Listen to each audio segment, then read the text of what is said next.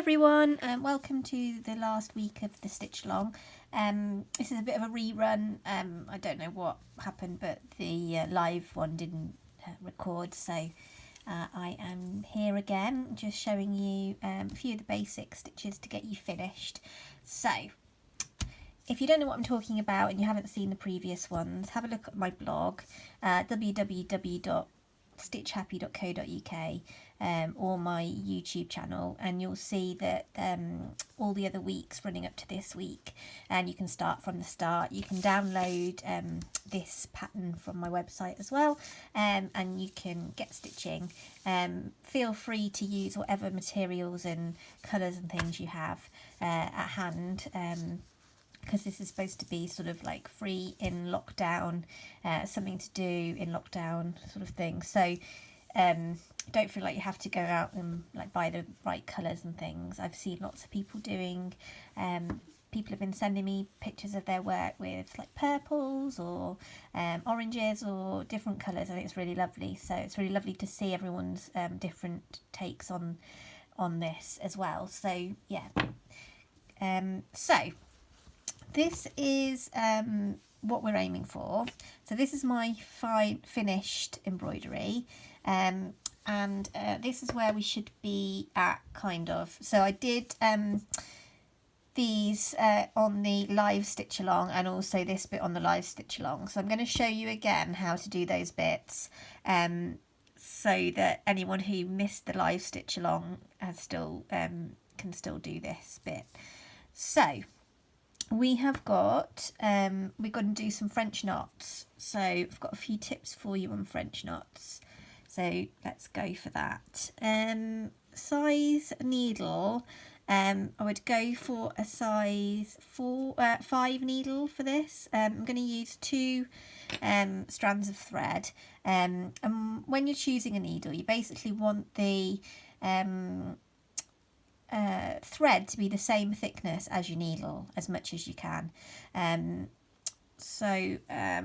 I'm also going to show, I showed you this last week, but it was quite a nice little trick and people quite like this, so I'll show you again in case you missed it, how to separate your strands without getting into a tangle. So what I do is I just tip tap the end, and then I pull one away from the others. And then, just to show you a better angle, I pull it, and I keep pulling it, and it makes this sort of thing, you think it's going to be tangled, but then it doesn't, it just comes nice and loose. So I had 3 strands there, and I want to do these French knots with 2 strands. So I'm going to put my 1 strand away to the side, and I'm just going to stitch my French knots with 2 strands of thread. So I'm just going to give that a little flick, and just thread that up.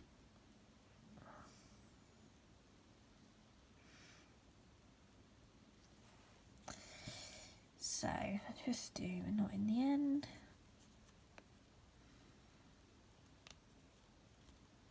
Oops, a daisy. Do I sound like an old lady saying whoops a daisy? That's having 2 small children. Right. So I'll start on this one and I'll show you what I did with the other one, because what I tend to do is, if I want to do a shape and fill them in with French knots, I'll do the outside shape first, and then I'll fill it in so that I get the shape that I want. So French knots, this is my technique for doing French knots. So I pull it up through, and then what I do is I put my hoop down on the table, and I pull the thread over to the left hand side, and if you're left-handed you obviously want to do this opposite, so you'll be doing it to the right hand side. And then I get my needle and I put my needle above my thread, and I wrap the thread over a couple of times, so twice, and this is quite close to the fabric. It's probably, I don't know, about a centimetre away from the fabric. And then what I do is, still holding this really tight, pop the needle back in next to where you came out. So not in the same hole, but just next to. Then keeping this taut, I lift up my hoop and I pull my thread through, and I'm keeping this taut all the time, keeping it taut until it gets to that point where I can't keep it taut anymore, and I pull it. And that's how I get a neat French knot that sits on top of the fabric and doesn't get in a tangle. So I'll do that again.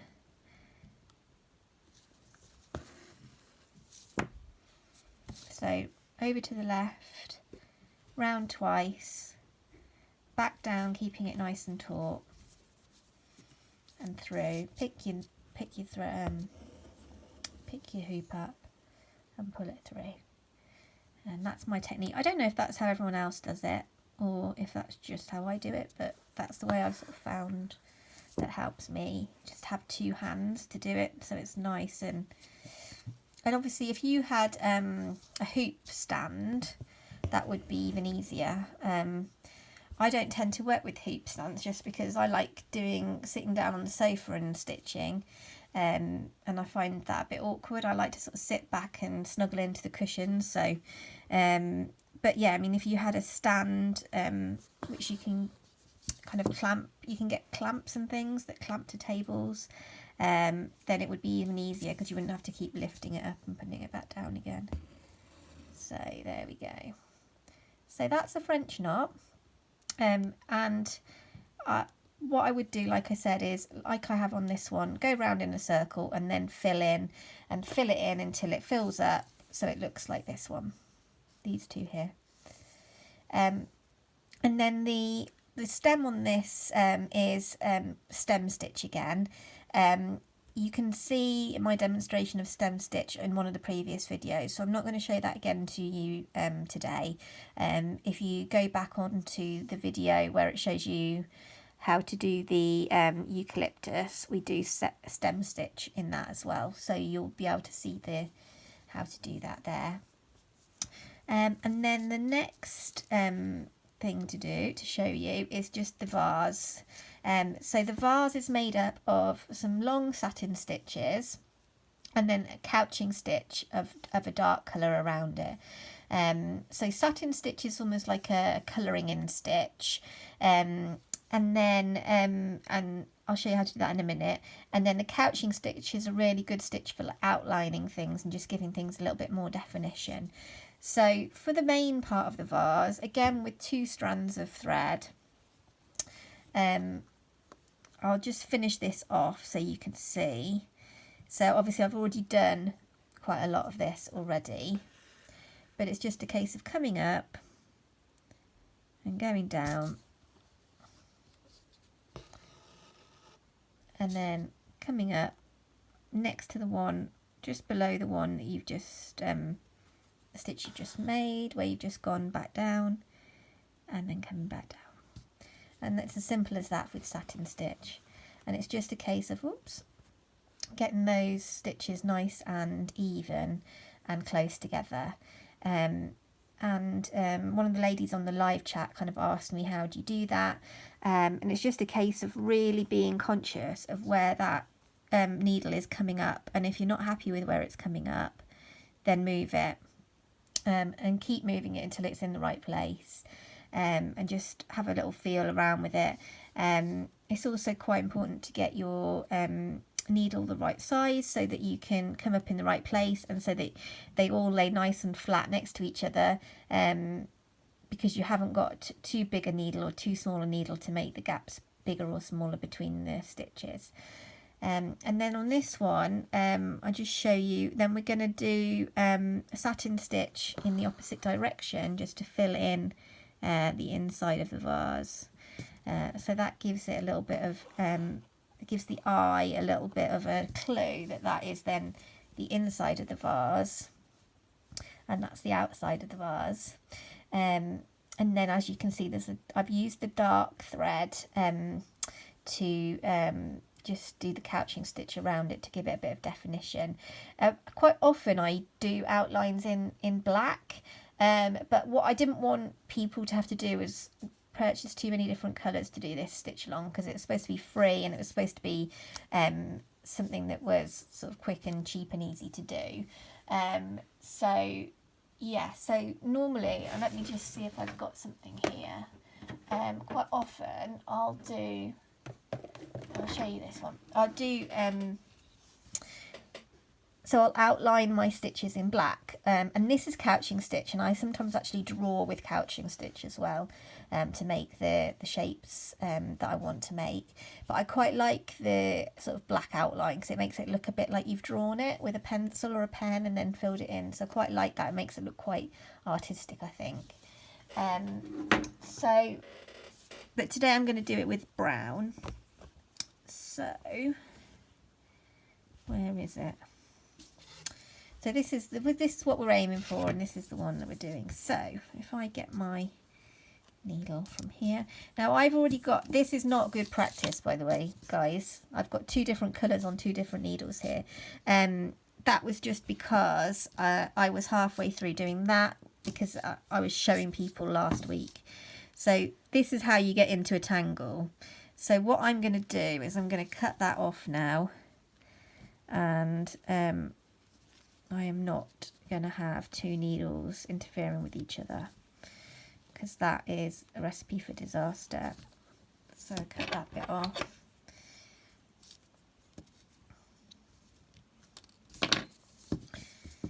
And then I've got 1 strand of thread here, the brown thread.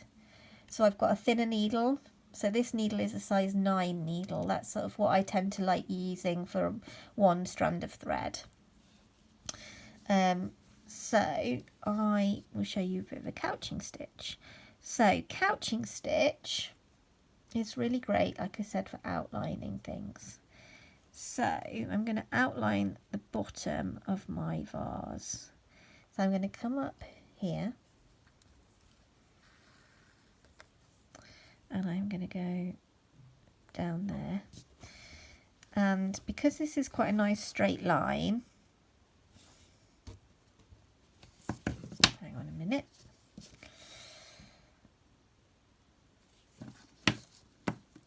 So what I did there was have my tail too long and it got stuck.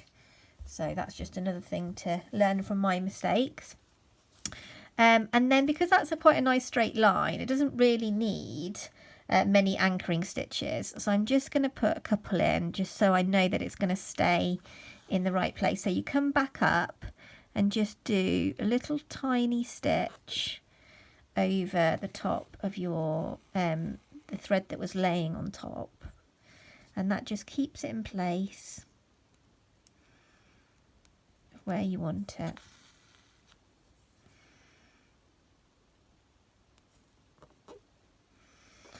So that's how you do a straight couched line. And then it's quite useful to be able to show you a curved line. So I'm going to come up here. And I wouldn't normally sort of go all over the place when I'm doing stitching. I'd normally work my way around methodically, but I just want to show you this curved line here.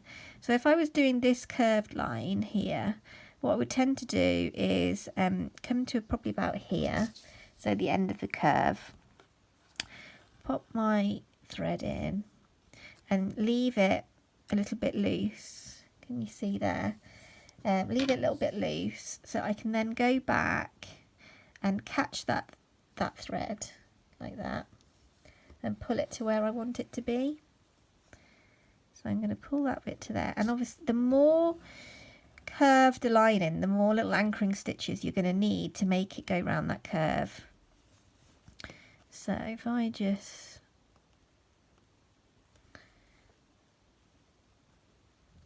I want to try, and that's not quite loose enough.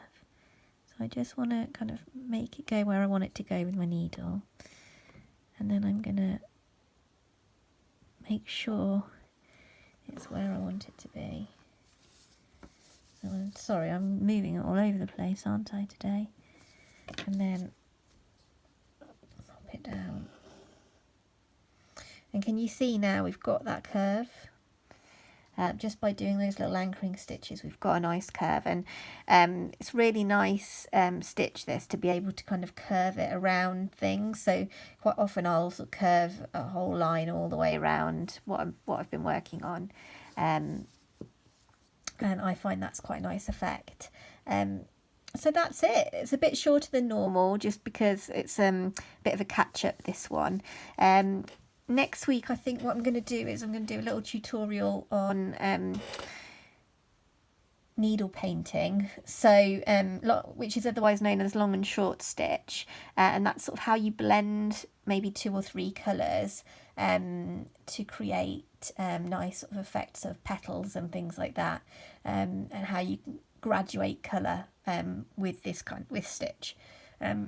So I will be doing that on Thursday at 8:15, and it will also be on my blog as a catch up. So if you can't make that, then you can watch the video on my YouTube channel or on my blog. So hopefully I'll see you on Thursday. Take care. Bye.